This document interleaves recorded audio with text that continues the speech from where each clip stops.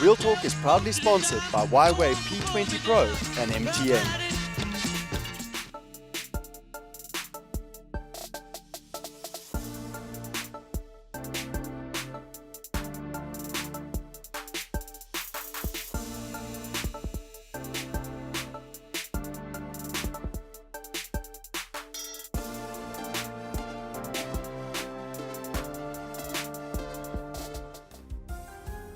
Good evening and welcome to Real Talk, and I'm your host, Azania. The journey of life is one filled with twists and turns. So imagine living your best life with everything your heart desires, and then one day you lose it all. My guests tonight are beaming lights of hope for the persistent fear of losing everything we have worked hard for. So let's welcome Nthabiseng Ramaboe to Real Talk. Good evening, Nthabiseng, welcome. Evening, Azania. Now, you are one of those people who's built their brand from scratch. Yes. You are one of the lights when it comes to the culinary arts at the moment. There's so much excitement around you.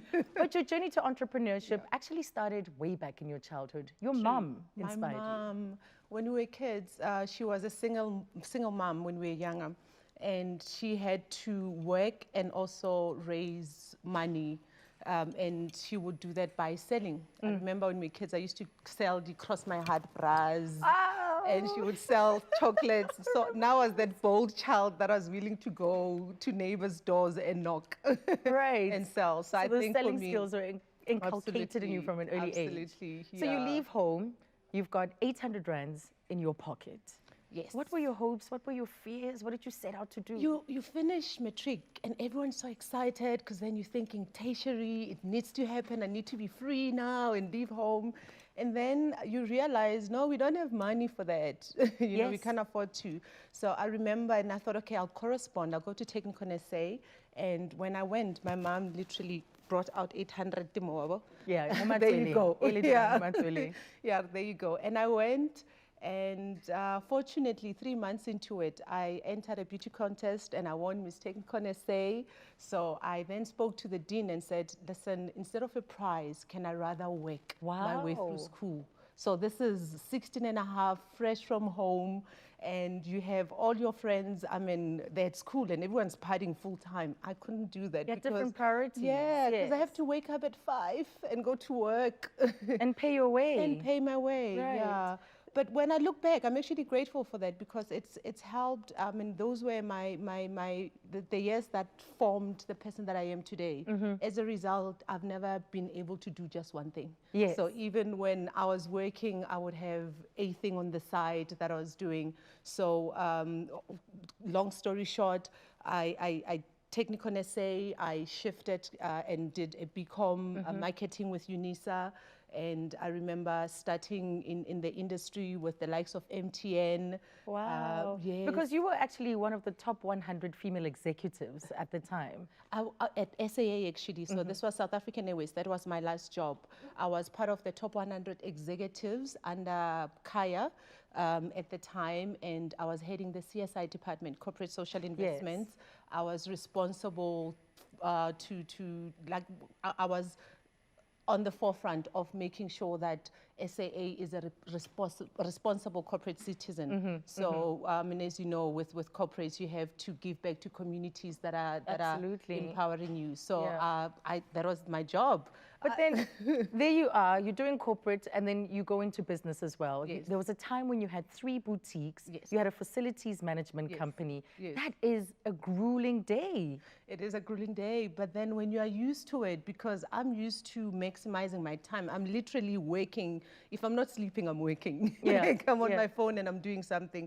So when I was at SAA, as one of the executives, you get a business class ticket anywhere in the world for 1,000 rand. So I thought, okay, I have good context because in my early 20s, I lived in Italy, Bari. Wow. Yeah, that was love. I was following love, so I was there. And I managed to build good relations in the fashion industry, in the fashion space. So when I was at SAA, I thought, okay, so let me make use of these relationships. I then reached out, I would travel and source. I had my first boutique while I was still employed at SAA. I had my office in Parkhurst then when 6th Street, it was the Yes. fashion district of Parkhurst. Across the road from me, there was Julian, and David Wow. Klale was up the road. Yeah, remember so that this was time. around 2006. So I'm working full-time at SAA, but I have an office at Parkhurst. I have a team. You're counting money. I'm counting money. Life is good. And So let's talk about this life Yeah. that you were leading. As you Yeah. said, you were traveling. Yeah. It's the business Yeah, class yeah, seats. yeah, It is yeah. luxury cars. all the way. A fabulous mansion. All the way. I'm in mansions in Hyde Park, not mansions, one. Yeah, yeah. But a mansion in Hyde Park. I had a driver with my Jaguar and a Porsche Cayenne running around the city with it. Life was good. So from my first store in Parkhurst, I then opened another one in Maponya Mall and my flagship store in Melrose Arch. And Yes. the brand was Bello Couture. And this was 2009. I was actually one of the first black entrepreneurs to open at Melrose Arch. It was a big thing. I mean, for me, that was like the highlight of it all. And I thought, oh my gosh, I left home with 800 rands. And look at me now. I have Yeah. 3 shops and I'm cleaning government buildings in town. Life is good. I mean, it didn't take a man because every time, this was me, every time I'd have to wake up because I don't like. You don't like mornings. I mean, from 16 and a half, life has been like that. Sure. So every time I think, oh my gosh, when my husband comes, when I do get married, yes, that guy is going to have to take care of me because I'm taking time off. Yes. But, you know, it was such a rewarding thing for me to look back and think, wow, look what I've done. What I've on my built. own. Look at what I've built. So all those dreams that you had when you were younger, Yes. the struggles that you watched your mum going through Yeah. and what she had to do to provide for you, Yeah. did it feel like it was worth it? You were being rewarded for all of that hard work? Absolutely. I mean, I knew very early, and this is something that I am it's very personal to me, especially like as a black person. I knew very early, I mean, you have to work your way out of Out of poverty. out of absolutely. poverty. It's not free. And that's why I don't get it when people are complaining about their conditions, but they're not willing to do whatever it takes. You know, people would say to me, you work too hard. But I am so, I love comfort. What did you sacrifice? Were there sacrifices? Absolutely, a lot. I mean, you sacrifice relationships for one, because I'm not available for dates all the time. Yeah. So you have to understand, you know, and you get that from, I mean, they would say, no, look, but you're always working. Yeah, but I have bills to pay. I have employees, responsibilities. Yeah. Wow. So you do sacrifice, but then it's your life. So, you know, you're okay with it. And you're chasing your dreams. Yes. What a build-up. What What an a incredible build-up. story. Yeah, the way yeah. you were on the rise. But we'll Yes. explore how everything subsequently then turned. So we'll continue our chat with Chef Ndi, as she's now called, after the break. So stay tuned.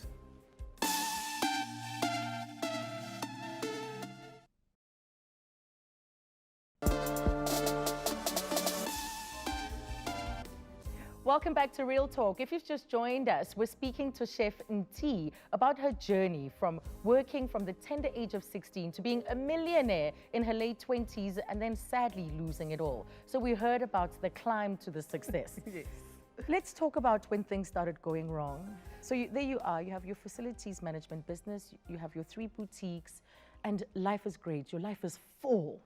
So what were the first signs, the early signs that I think things were the bad? first signs were I was just too busy, and the focus was growing business. So when I was young, I would research all the successful people, and I learned very early that you need to diversify because you can't have your eggs in one basket. Yes. But the mistake I did was I focused a lot on just injecting into the business, back into the business and growing it instead of just nurturing, you know, and harvesting. So I got to a point where I've invested so much into retail, Yes. and retail in South Africa had reached a ceiling.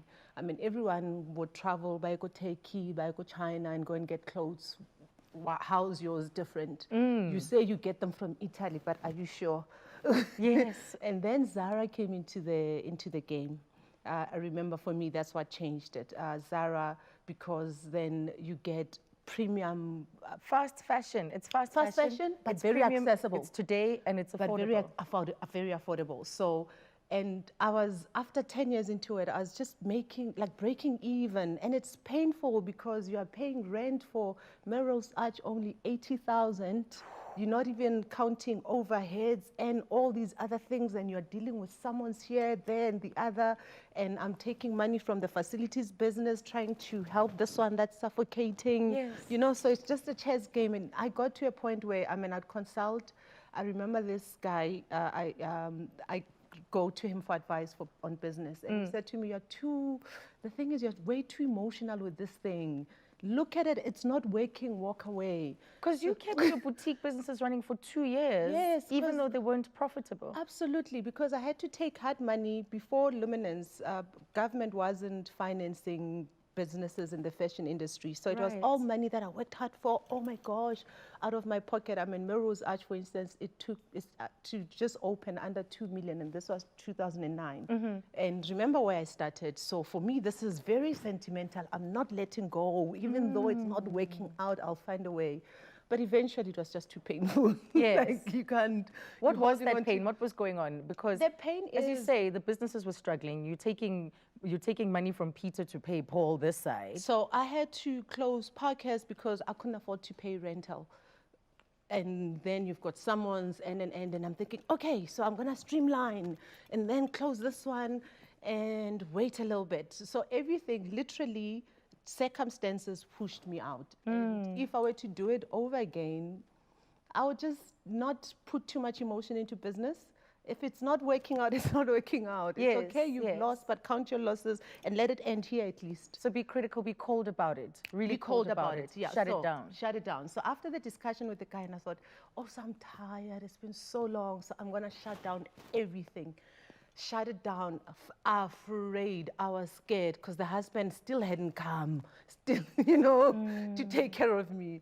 So, but anyway, I shut down everything. Fortunately, I had my house in Hyde Park as an asset and investment. So I thought, I'm gonna have to try and do this right.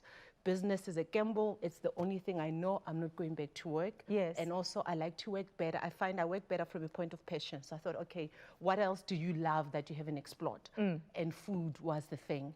So I sold my house, packed up my bags. Yes, you I- took a trip, didn't you? Yes, to LA. I took my dog, Rocky. I like to make life a little romantic where I can. Even you know? maybe hard. Yes.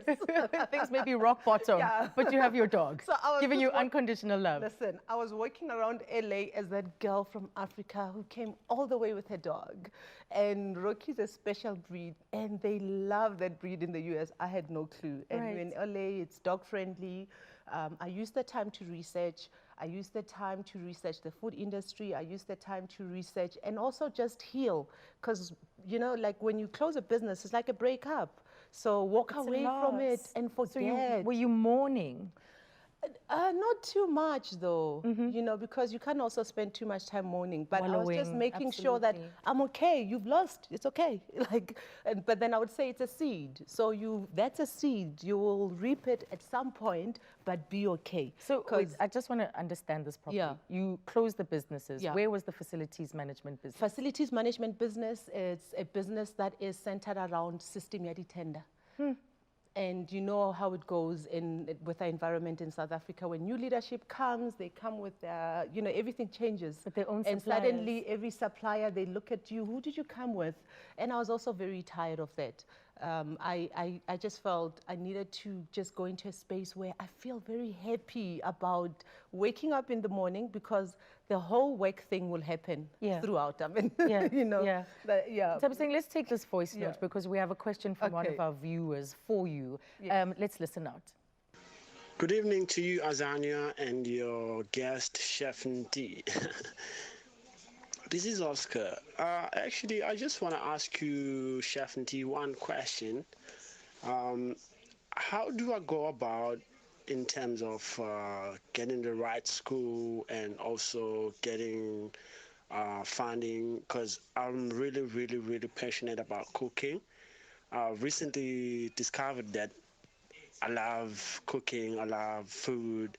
When I started working in a restaurant, which was a five-star restaurant here in Durban, and I've actually learned so much that I fell in love with the industry, and I want to pursue a career into the industry. So Because you're a chef now. Yes. Part of the road to success, flying Yes. back to South Africa, you decided to pursue a passion. start where you are. So even when I came back, so when I was in the US, I did some short courses. One of them was the business of blogging, because I thought, okay, how can I make money when I'm studying, because I need to pay bills. So start where you are. You know, if you have to bake, you have to, because people always have this idea of waiting for someone to support you to do, no, start where you are, you know, and just respect just those small beginnings and allow it to grow with you, Yes. because then you're going to learn your mistakes and learn what you need to be learning at every phase, because you can't start with a fully functional business and think you can run it, Yes. because you don't understand it. Yeah, so start where you are, don't wait for funding, cook, bake. Yes, find the customers Find close the by. customers, and your customers are your Within your own family. Word of network, mouth is the best absolutely. one. Because you now have a restaurant in I do Maboneng, too, Taste in Kitchen. Maboneng, Taste Kitchen. So Taste Kitchen is social dining, and so what it is we have a chef's table, and everyone sits there, and you eat every single thing that's been cooked at the restaurant. So everything comes on the table, and we share like family. Because why? I believe food is a love expression. You know, those moments needs to be special. Right. So this is a place where you come and explore and experience South African food with a modern twist. So you've reinvented yourself. Absolutely. What would you say is the lesson from having built the success that you've had to losing everything to now a different direction altogether? The lesson for me was, a friend said this, you know, I went looking and I found myself. The lesson is just be true to who you are. You know, I mean, just be okay with who you are. Start there. And be okay with your truth and live your truth. I mean, I remember even when I started in the industry, when I tell my story generously, and I'd go, sometimes I'd have 50 rands and I'd have to struggle with 50 rands for a week. Yeah. And that would be food for me, food for my dogs, because they're my children again. You know, and then you have to buy sanitary pads. And but those are the moments that have the depth of who I am comes from there, because you appreciate life, you appreciate the little things about life, and the beauty that it has to offer. It keeps giving. Just don't stop trying. It Yes, just and I keeps think don't be giving. afraid. Don't be afraid to change direction and go in that direction when Yes. you have failed elsewhere. And Saying Absolutely. thank you so much. Pleasure. That was Chef Nti's story. Her resilience and her hard-working ethic is the reason why she has successfully managed to pick herself up from a very bad fall, and she's bounced back all the way to the top. After this, Dr. Lucas Moloi is going to be joining us after the break. He's going to be sharing his remarkable story of triumph. We'll see you after that.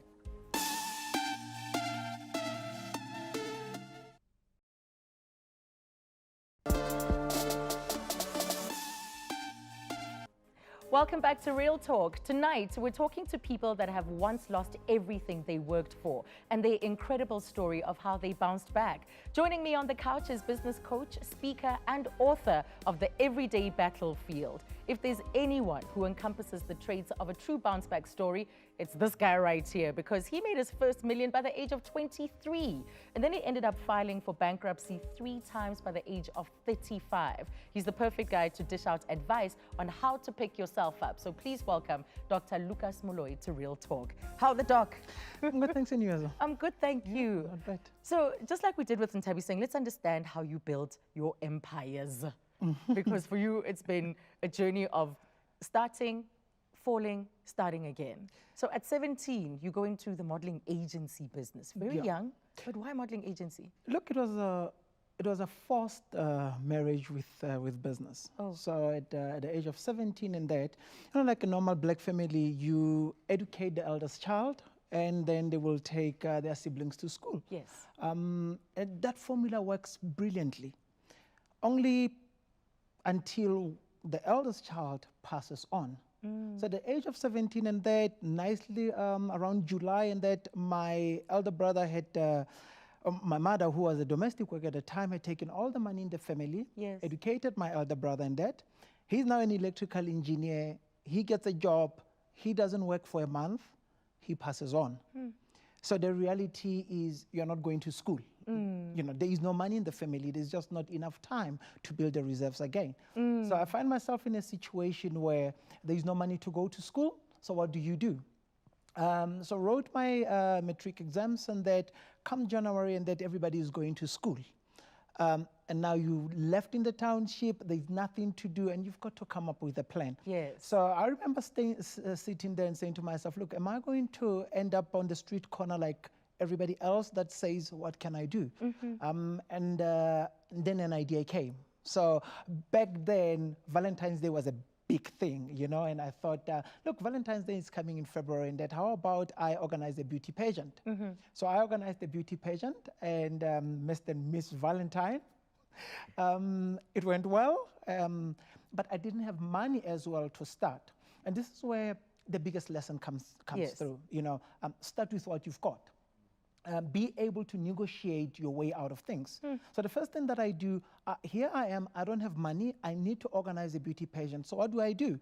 I go to the guy that hires out a hall, and I say, I need a hall, how much do you charge? And Yeah. he says to me, 75 rand. And I say to him, great, I'll pay you 150. So he looks But at me, says, after. 150, I say, I'll pay you 150, one catch. I pay you on the day of the show. After the door taking You and understand? all of that. So yeah. he was not keen on that idea, but I said to him, look, there's two situations here. You're either going to keep the hall, rent it out to someone that is going to pay you 75 rand, or you're going to risk no one coming to rent it for the day, or you're going to take a chance on me and get 150. And he did. And he did. Yes. And I said, now I need a sound. And I went and negotiated the same deal for sound. Now, I had the two most needed things in this thing. I wrote my posters by hand, went around the township posting them on every street pole Yes. with plastic and flour that is made in the plastic and that, and, you know, posted these posters around everywhere. The day came, the show took place, everything, and guess who was at the door? Me again, you know, collected my own money. And this is where I landed. When you are in business, the critical process of your business is you do yourself. And if your business is about cleaning, you have to be the You have best to get in cleaner there. there You've has got to to get be. stuck in every facet of it. Exactly. You have to do yourself. be the best in every aspect of And your I want business. us to focus on those lessons because you put them down so succinctly in your book. Yeah. But then past that, past the modeling agency, which had absolutely humble beginnings, you know, you were no tabalatsa, you hustled your way into making this a reality. And then fast forward, there you are, you have a business, Junto Group, which specializes in luxury vehicles and property. And you're making serious cash. What were you worth at the time? Look, Junto itself, I started when I was still in matric, you know. So I was fascinated by the name. I remember one day I liked reading. So I was paging through the dictionary and that, and I saw this name Junta. And Junto was coming, and it was a group of people which were brought together by the same idea. I said, I like this name, I'm going to use it in the future. So when I then started the business in 2004 and that, this was the name I then went with. Fast forward to that, we started with consulting and that, and we made our way into renting out of luxury cars. Now, I love cars. I collect cars even now. And there I am, and I say, I want to have that car and that car, but I don't have money to buy all these cars. Yes. So what do I do to make sure I get this? And I got involved with a group of people, and what we did was to come together, contribute cars that you had, and then we went out looking for people that had these luxury cars and they were not using them, and we started saying, how about you give us your Rolls Royce, we rent it out for 30K, we'll pay you 15 and we walk away with 15. And people were keen on this. Wow. So it's happening, it's cooking. But then how does someone then have 3 bankruptcies? One would think that the first one is lesson enough for you to get your ducks in a row and for it not to happen again. You know, the one lesson that you never learn as an entrepreneur is how to not be passionate. So every single time I went bankrupt, it had nothing to do with my management of money. It had everything to do with my passion for what I do.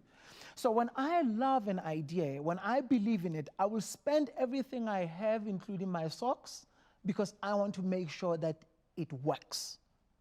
So that's how I went bankrupt. Every time I got bankrupt is because I took everything that I had everything that backed me up, and I put it in an idea. And every time when that idea failed, it failed with everything that I had. Wow. So the first bankruptcy was when 2008, when things went a little bit pear-shaped Yes, with the the economy and that, people couldn't rent out luxury cars anymore. And you have got these cars that you still need to pay, and that the bills are just too high.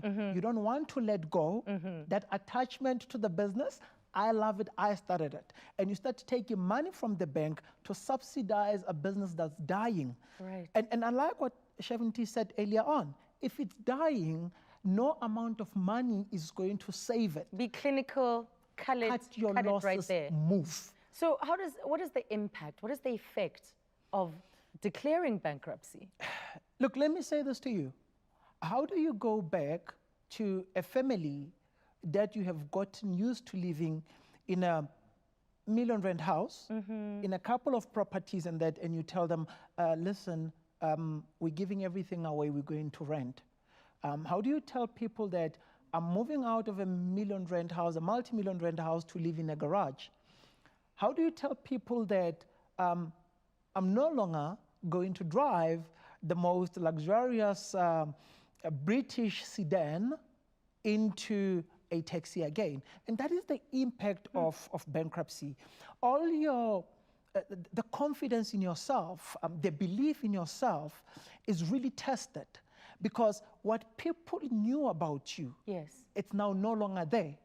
Now you stand there naked, and people get to know exactly who you are on the inside. And dare I say, you get to know who you are without all of these without all these material things. things. I want us to pause it right there, because you found it in you to, in those difficult moments, to actually put these thoughts down on paper, these lessons as you were going through them on paper, and of course published the book.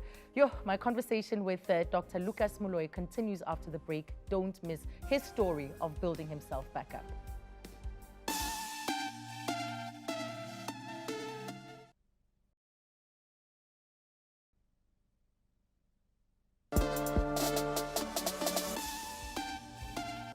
Welcome back to Real Talk. In tonight's edition of Monday Motivation, we have Dr. Lucas Moloi on the couch, and he's been sharing his incredible story of bouncing back every time life took a jab at him. So what do you do after losing millions of rands, closing down numerous businesses, and declaring bankruptcy 3 times? Well, I'll tell you what you do. You write a book on how to keep going when life knocks the wind out of you. And here to tell us more about what he's written about in this book is the man himself, Dr. Lucas Moloi. But before we get into the wisdom, the pearls that you share in this book, because I think there's so much to latch onto in it. You were married when you declared your first bankruptcy, and you subsequently divorced as a result of your financial losses. Yeah, well, it was not yet marriage and that, but you know, it was a serious relationship, and you get into things like that. And look, again, you've got to understand that some people will be in your life for some things, but not always that people are in your life for money. But when you put people in a position where you get them used to certain things, and later on those things are taken away from them, the reaction is not the same. You're accused of being selfish. Yes. So I've been told, and one says, what are the sacrifices of entrepreneurship? And that, my sacrifices of entrepreneurship is, it's 4 failed serious relationships. The person comes and says, you're the most selfish man I've met. You think only about yourself and the success you want. You think only about what you want and nothing about what is good for us. You risk us. You risk us. You put things in harm's way, and that, look at us now. How do we tell the people that all those things are not there anymore? And that's what entrepreneurs have to go through in this journey. So your book, let's talk about that. The title is Everyday Battlefields, right? And in it you talk about the 20-year philosophy and the 3 life stages. Just explain that further, unpack it quickly. Look, so when I started the business, I realized one thing. I realized that our lives is probably made up of 3 stages, and each stage of our lives is made up of plus or minus 20 years. So the first 20 years of your life you spend learning. So you are in school, you learn to walk, you learn to talk, you start learning how life works and everything, and you go to school. And when the second phase of life starts, it starts with you getting the first job and everything. This is the space where normally you break out into what you are going to become and be remembered as. So at that stage, when we get into the second stage of life, many people settle in a job. They work throughout all that stage up until then they are 40. At 40, that's when people say, I want to stabilize, I want to start a family, I want now to build something for the future and that. And they start at this 40 up until 60 years, whereby now they go and, they retire. Yeah. And now your life really starts. Okay. But I looked at this and I said, why? Why is life built in this way? And I realized that number one is the education system. Number two, it's what society has designed our life to be. Now, there is no need of you cutting your life in such stages, and especially such set time frames and that. But if you want to succeed, you've got to understand that success doesn't start in this next stage of your life. It starts at the first stage of the life, because that's where your success lies. That's where you become different from everyone. Now I see your rationale. I see your rationale behind the your youth development initiatives. I see it now, right? But in the book as well, you talk about developing a destructive mindset, a mindset that is not easily destructible, the power of positive thinking. You see, the thing is this, you are everything you believe you are. And when I say everything you believe, I mean everything that in your subconsciousness you believe you are. And this is not the same as sitting looking people in the eye and saying, I'm okay. Yeah. It means you believe that you're okay, not telling people that you're okay. And once you have built that mindset, listen, I don't care what situation I'm in. When I say to myself, I'm going to pull out of that situation, what everybody says to me, it's plain simple noise, because I don't hear it. Because in my mind, I'm prepared, in my mind, I'm set. I am going to pull through. So I started boxing at a very late stage in life. So people say to me, well, why would you go on boxing like that? And I said, because it helps me get into a certain phase. So if you put the boxing gloves on and you face up with a punching bag and you hit it, and every time you hit this punching bag, say, that gives you that thing. It psychs you up to believe right in your mind that I can beat this bag. Right. And that's the mindset you need to build in life. In your business, in everything that you do, once you've built that mindset, if you get punched and you fall, you still say to yourself, I can still win this fight. When you watch boxers fighting, 11th round, everybody knows that this guy has been beaten, but he still believes that I need one knockout punch to win this match. That's one knockout punch. That's what you need. Okay. So you've started this youth entrepreneurial program. Even your child, your daughter, at 7 years old, has her own business. Yeah. So what is the aim? What is the objective of this initiative? So here's my debate, my argument about it. What does school teach us? School teach us, go to school from 7 years up until you are 18, get a job, build experience for 3 years, then get into junior management, then work into junior management, middle management, executive, retire as an executive, and then you've got money. Then you can retire, go on pension at 65, at least you have money. I say nonsense. Why do you have to spend your whole lifetime to only live well for 10 years, 20 years, 5 years for others? Now, we have got this thing that kids cannot do things, kids can do this only and not do. So at the age of 3 years, I realized that my daughter had interest in a few things. One of the things that she had interest in was planets. So I opened up and I said, learn planets, learn what do they do, how they are, and the names of the planets and everything and that. And at the age of 3 years, she could recite planets, which one comes after which one. Now, we moved from there into something else and into something else. So we broke down the barriers of what is it that you should teach a child at which age. So we broke down the barriers. At the age of 5, I asked her, what do you want to be when you grow up? Looks me in the eye and says, well, Daddy, I want to be a fashion designer. So I said, good. Now, are you going to be a fashion designer who designs clothes for someone else, or are you going to be a fashion designer for yourself? So she says, I want my business like you. So I said, so what is the name of your business? And she says to me, Cinderella Sparkle. So I said, okay, that's fine. Following day, I buy a domain name, Cinderella Sparkle. We start a website. After that, I register a business, Cinderella Sparkle, and she's the owner of the business. Yes, and now then she's selling dresses. And we say, there. So what's the Princess lesson in dresses. that? That The we les- should inculcate an entrepreneurial spirit from as early as possible? We need to build a culture that says to our kids and that you need to build your dream and not someone else's dream. Don't live your life building someone else's dream. If you fail to build your dream, someone is going to pay you to help them build their own dream. Right. So that's a choice that you make. But a dream, you are going to build a dream. It's either yours or someone else's. But we live to build dreams. Yes. Wow. So you're writing another book. You're busy with another book about Kasipreneurs. Kasiprenneurship. So what we did about Kasiprenneurship is that I went back and looked and said, what are the things that I've learned in this road? How do I help the township people, the black people, to build legacy businesses? Because that's the problem that we have. We've got the Jews and all the other nationalities and races and that, they build businesses for legacy. We're the only people that build businesses for a lifestyle. Now, you can never change the future of a country when the people of that country are building businesses for lifestyle. So I build a business, and as long as it maintains my lifestyle, I don't care about tomorrow. I'll be dead, and if I'm dead, I don't care if there's a business or not in the family. Other people care about 5 generations from them. So I don't own a business. I don't own a house. I don't own a car. Everything belongs to the family trust, because my whole thing is that I take myself not as a business person.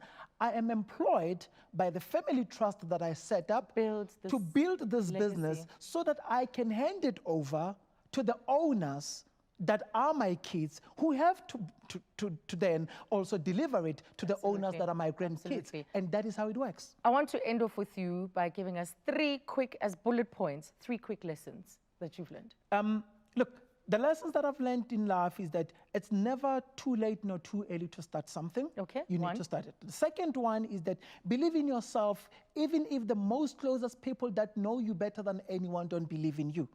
And the third lesson is that it is not about you. You are not that important where the sun will stop rising tomorrow if you die. If you fall and die now, the watch that you are wearing will still go even if you are the one that paid for it. So don't live your life as if it will end with you. Live your life so that you can build a better tomorrow. Build your life so that a legacy continues. That's what we are here for the legacy to continue. What an inspiration you are. Can't wait for the second book. Absolutely cannot wait. Kasiprenneurship is what it's going to be called. Well, join me after the break as we chat to financial advisor Gerald Mwandiambira on future-proofing your business and your finances. More on Real Talk after this.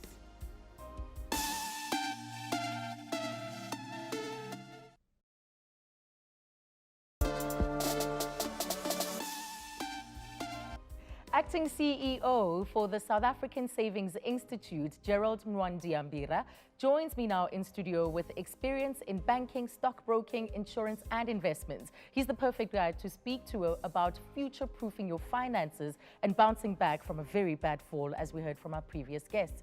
Gerald, welcome. Welcome to the show. Always a pleasure. You've just heard some incredible stories, So how can we go about better preparing ourselves? Because the reality of this fall, whether you're an entrepreneur, whether you're employed, is very real for everyone. I think the reality is that, as the good doc was talking, we need to stop seeing money as anything more than it is, other than exchange of value. What is important is time. If you want to look at saying, Azania, how wealthy are you? I need to look at your lifestyle and say, if you were to stop doing what you're doing today, how long could you survive without someone handing something to you? Yeah. And for most people, it's less than 3 months. And you work 10 years and you can't produce 10,000 Rand on the spot. And that's the problem. We've elevated money to something it is not. Quality of life is about buying time. It's about that intergenerational wealth. So whatever you are doing right now should be geared at buying time in the future, because if you are not selling your time to someone else and building their dream, you can sell, someone else can buy into your dream and you can make it happen. Right. So It's a mind thing. It's about saying, how do I have a relationship with money? A healthy. And a healthy long-term. relationship is about saying, see beyond yourself. But a lot of us are reliant on that month to month. You know, it's hand to mouth. So what do we need to start doing? I know July is savings month. The topic of savings is foremost in a lot of people's minds. But at the same time, some will tell you that we don't even have anything to put away. I know a lot of people say that, but as long as you've got an income, you've got the capacity to think about saving. You've never been down until you're driving all the way for 60 Ks with a light of fuel which is saying it's not there. It can happen anytime. You've never been in that space where you don't have airtime. And even the please call me's don't work. You've done so many in a day. And that's the space often you find yourself when you fall. Because to fall, you have to come from a height. And when you go down to the bottom, it's rough. And sometimes you can't pick yourself up. Some people, you can't look after yourself. You stop even bathing. You sit and you become a couch potato and you feel sorry for yourself. And it's because you've been defined by what you are doing.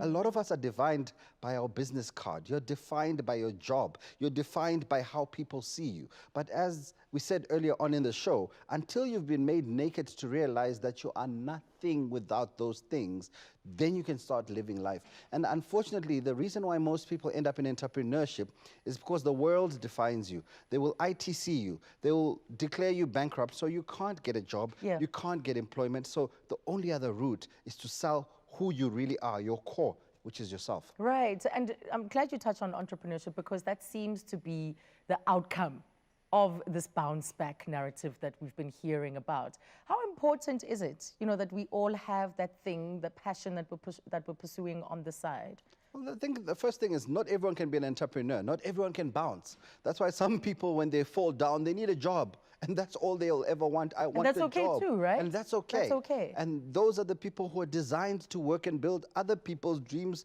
and build smaller dreams. But the people with bigger dreams realize that the only thing they have to sell when they are down and out is themselves. And hence some people become entrepreneurs. They will think of creative ways to survive. They will find a way and a means to get someone else to pay them for their time. And I think one of the things we need to ask ourselves as individuals is, what are your strengths?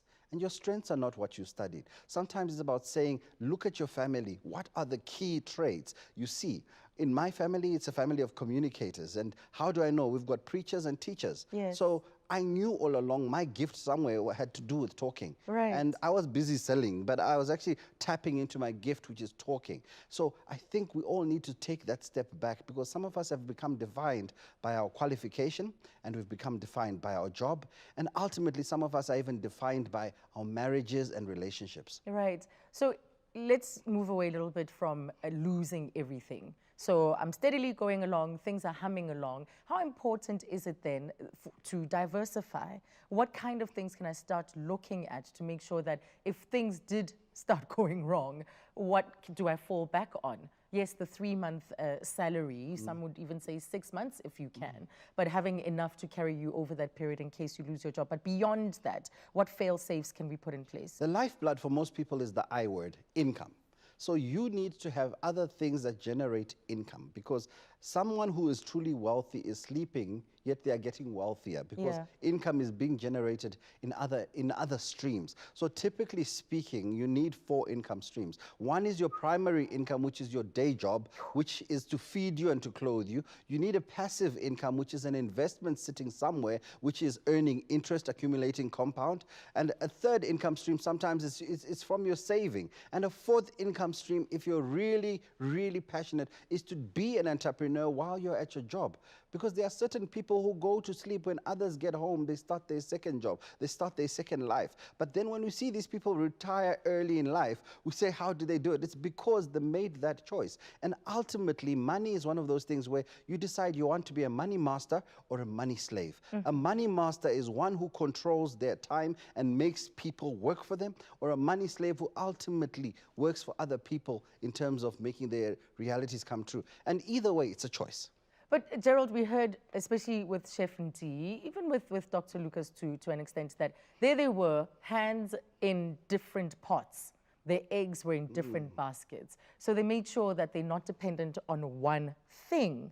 And yet, it all fell apart. The word invest, the most important part is the second half, which is vest, which is getting something out. The problem sometimes with the entrepreneurs is they don't set a limit. Okay. And if you are shooting limitless to the sky, to the moon, to the sun, Keep stretching and you stretching. keep stretching yourself, you are at a greater risk of falling. So it's often when you, before you invest, you need to set a goal. So even as an entrepreneur, what is your ultimate goal? Because if you want to create enough wealth for one generation, you need to stop and consolidate. And that's one of the things which did come out. If you don't stop and consolidate, you keep pushing yourself. And also you will have that attachment that I must keep going for the sky. And that's important, that sometimes you need to know when the limit and then draw a line. And even when you look at professional investors or people who are extremely wealthy, they take profits. And that's the point where you say, I've made enough. Let me take some cream off the top and put it aside. Yes. The problem with the consumer entrepreneur is that enough is never enough. And that's a danger to yourself, it's a danger to your relationships, and it's a danger to your family. And often the thing which makes you start slowing down is children.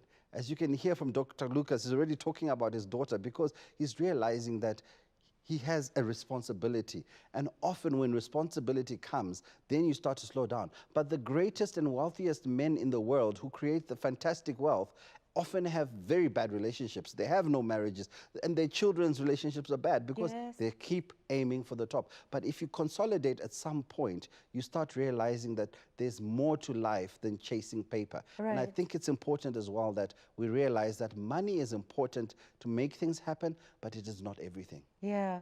No, I think those are very important lessons. So someone who hasn't even done their first bounce, you know, they are yet to get out of the gates, because we do have a lot of young people who have a sense of hopelessness about the lack of employment that's available in the marketplace. And all they want to do is get out there and do something, you know, even if it means building it all up only to lose it again. They would have had an opportunity and a lesson out of it, an experience as to how you can get back out there. What advice do you give there?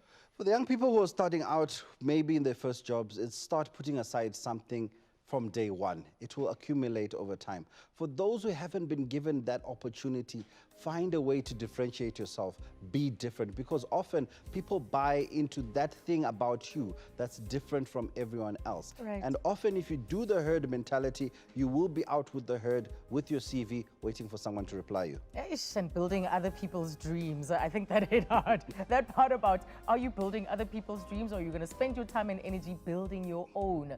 I think that was one of the biggest drawouts for me anyway out of this conversation. Thank you so much, Gerald. Awesome. Well, my guests tonight have shown us just how temporary material loss is, and that with hard work and determination, anything can be regained. So thank you to all my guests for joining me on Real Talk tonight, and I hope that you at home are inspired to just never, ever lose hope. Isitingo is up next. Our time is up, but we'll see you again tomorrow night. Good night.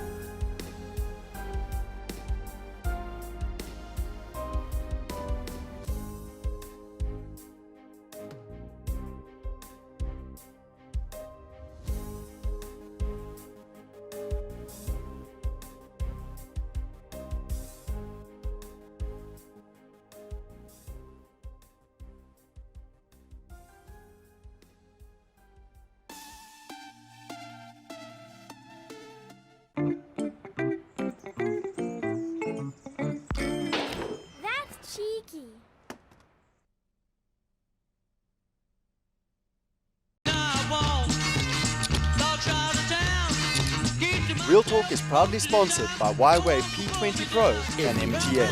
MTN.